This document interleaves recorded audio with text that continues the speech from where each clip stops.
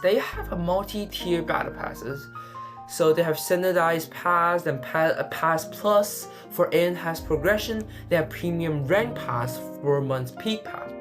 But there are a lot of there's some disadvantages I'm going to talk about later. And they have a lot of non-price strategy. For example, esport investment. They have global tournament circuit, and they're going to improve. For example, in this picture, you can see when you watch the Brawl Stars Championship Cup, you're going to you're going to get some emojis and get some resources in the game. In Brawl Stars, you're going to actually get maybe like 2,000 coins, some emoji, some power points in the games. So that's kind of this is kind of a non-price strategy. Also, they have a frequent seasonal events, a monthly battle pass update and cycle, and they have a lot of collaborations. For example, collaborations with Godzilla. With a lot of stuff. So future strategy recommendation. In the short run, they need to have a smarter price discrimination. The Supercell should formalize the multi-tier pricing. Their high price early access to new brawlers, they are going to target those inelastic demand. And later, there are discounted bundles that capture price-sensitive players. Also, they need to build personalized return player offers, which reduces the churn.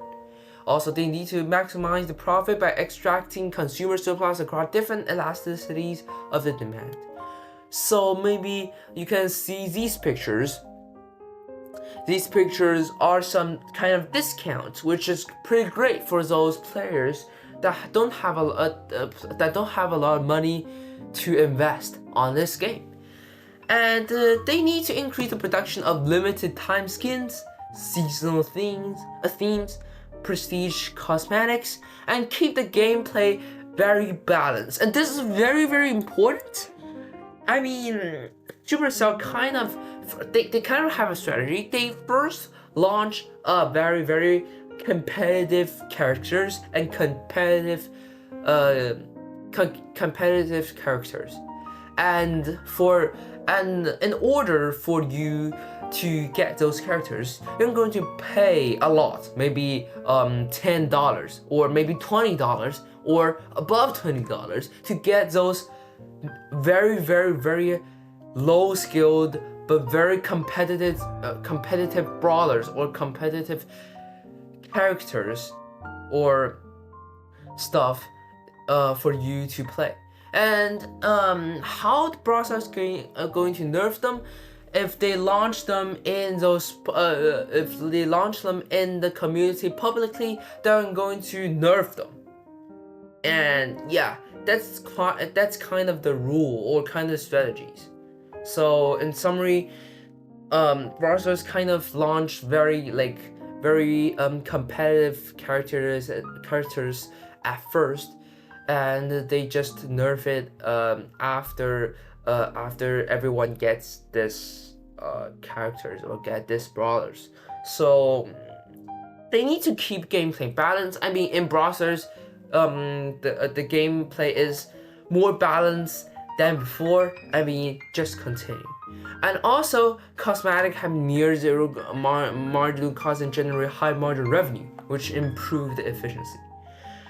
And also, very important, they do not need they don't and they shouldn't they shouldn't make any garbage content like heroes and buffies for money.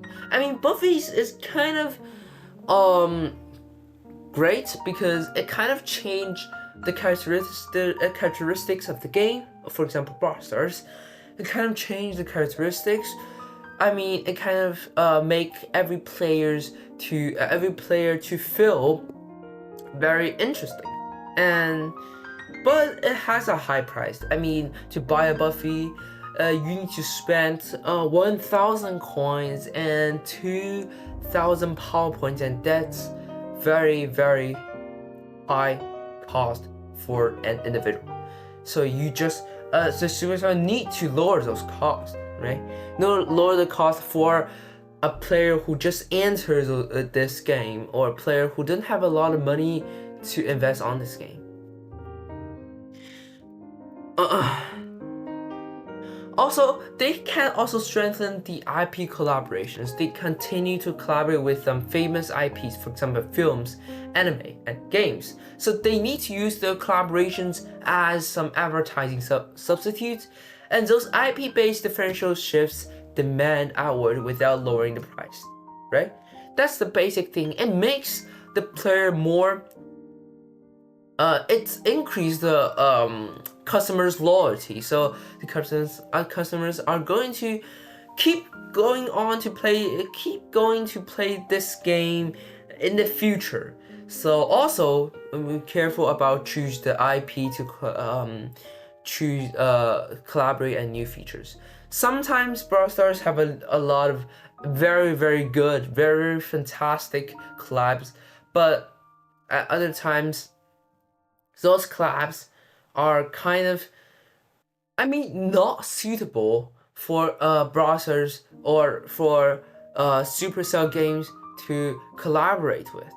So yeah, that's our kind of summary of the game of Supercell. Also, for the long-run strategy, they need to expand geographically and with localized pricing. They are going to have third-degree price discrimination, which maximize the global revenue without excluding low-income markets. Especially China, Tencent runs all of the Supercell games because some government policy, and Tencent is known as making some content like trash. But Supercell should really try to communicate with Tencent now in order to make a better content. In Chinese version of the Brawl Stars and of the Clash Royale or Clash of the Clans, some contents are really kind of trash. Yes.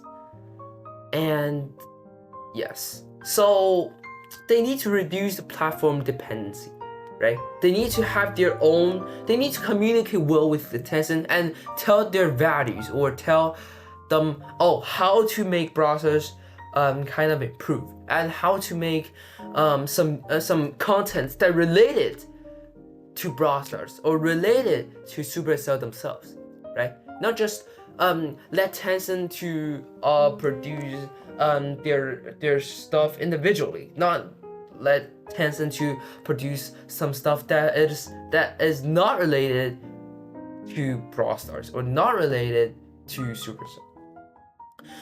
So they need to gradually introduce alternative payment channels, and they need to encourage large purchases outside app stores. It will help them to lower their variable cost and increase profit margins without raising price, such as merch, like plushies, and some other products. For example, like those and those,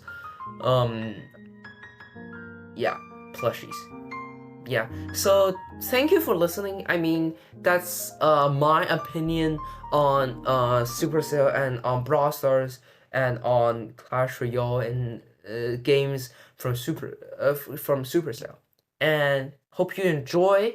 And this is my first video, and I'll improve on that later. Thank you.